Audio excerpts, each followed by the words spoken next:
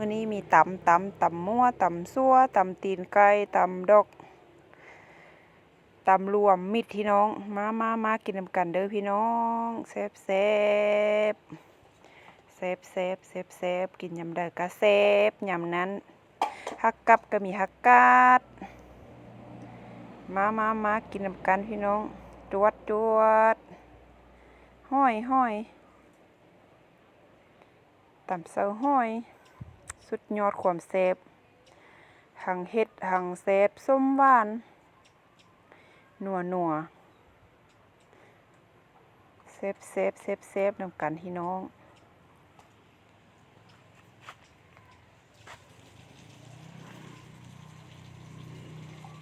ตำมั่ว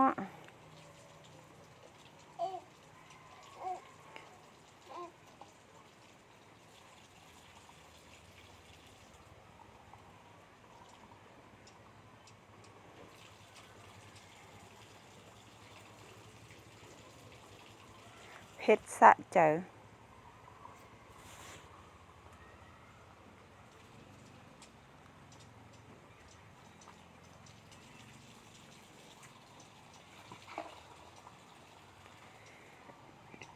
ินยำใดก็แซ่บกินยำใดก็แซ่บ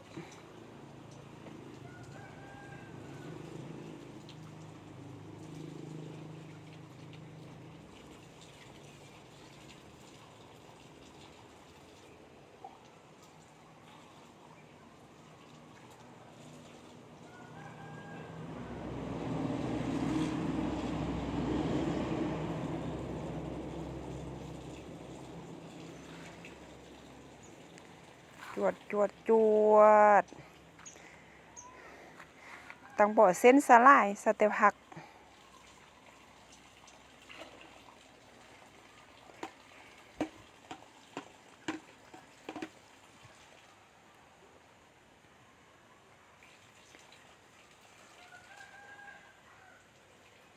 แ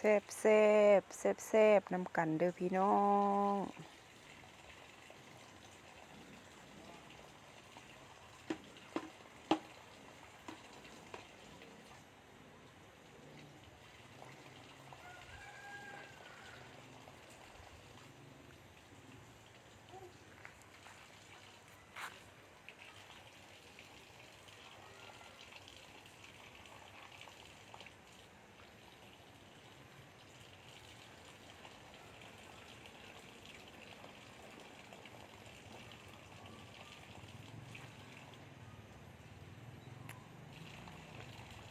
เมนูคิดยาก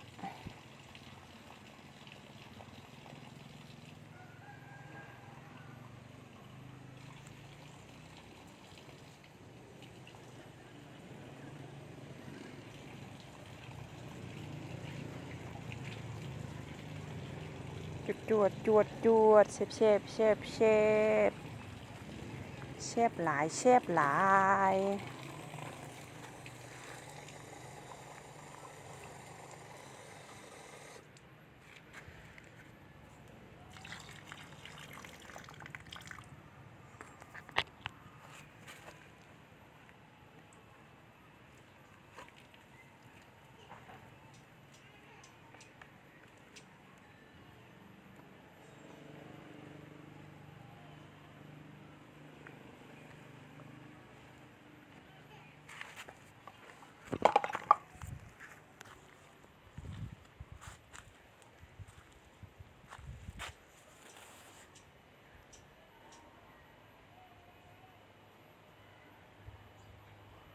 คีบเซอร์ละเด้อ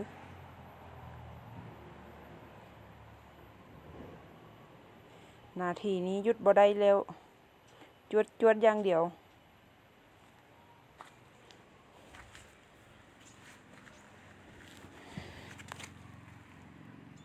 หังเฮ็ดกะหังแซ่บจวดมื้อนี้ซาบักเฮ็ดแดงตำซาบักเฮ็ดแดงมื้อเนี่ยมันก็เลยแดงตีนไก่ก็บ่ได้เฮ็ดเป็นตีนมาฟักเป็นตอน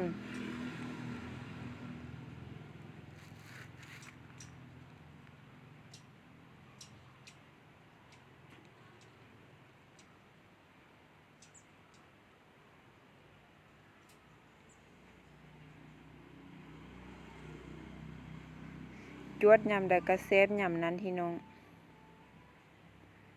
จวดยำใดก็แซ่บยำนั้นเมนูตามใจมั่วชั่ว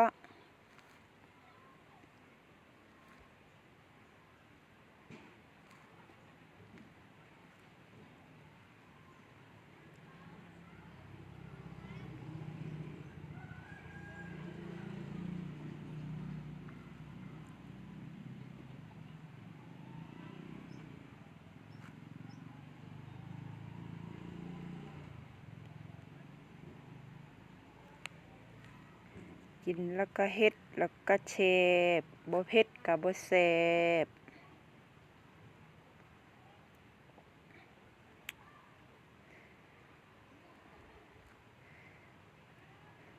ก็ขอบเจ้าทุกคนที่เข้ามาให้กำลังใจมาติดตามเนาะกดไลค์กดแชร์และคอมเมนต์ก็ขอบใจหลายๆเด้อ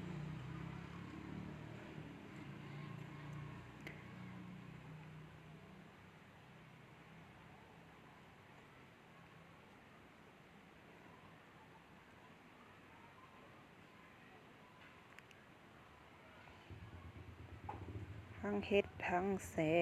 บทั้งเฮ็ดทั้งแซ่บ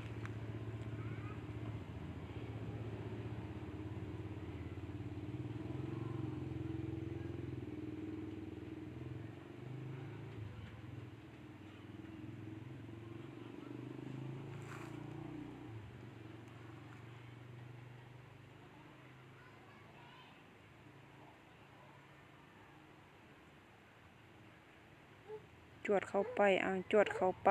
จวดเข้าไปเอาจวดเข้าไป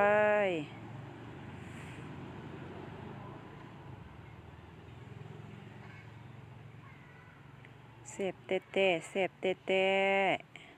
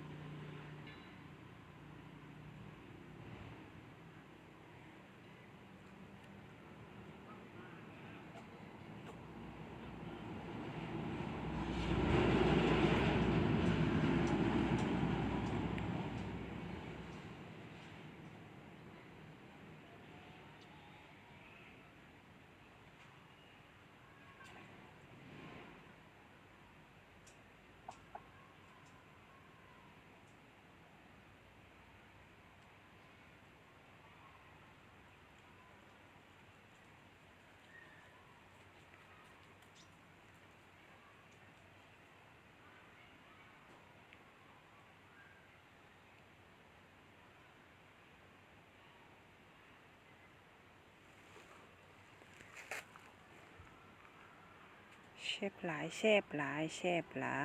ย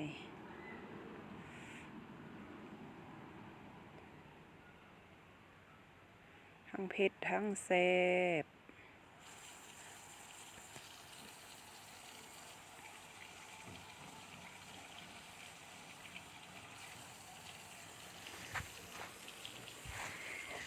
ทั้งเฮ็ดทั้งแซ่บทั้งเฮ็ดทั้งแซ่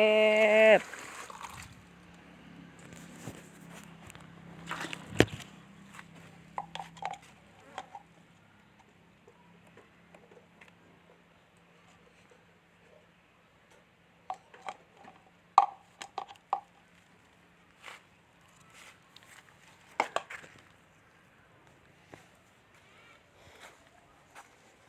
จวดเข้าไปจวดเข้าไป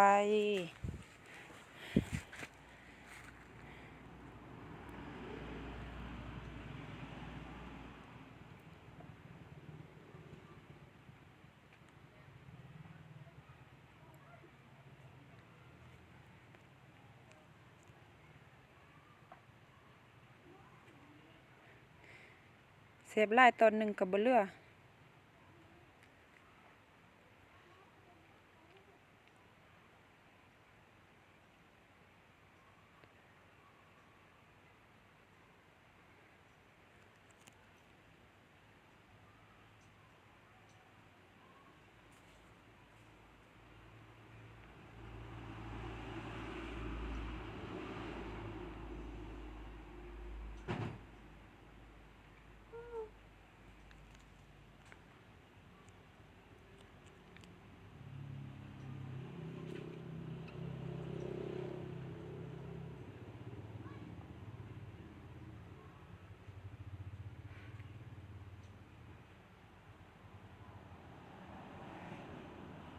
ตวดน้ำตวดน้ำตวดน้ำตวดน้ำเชฟ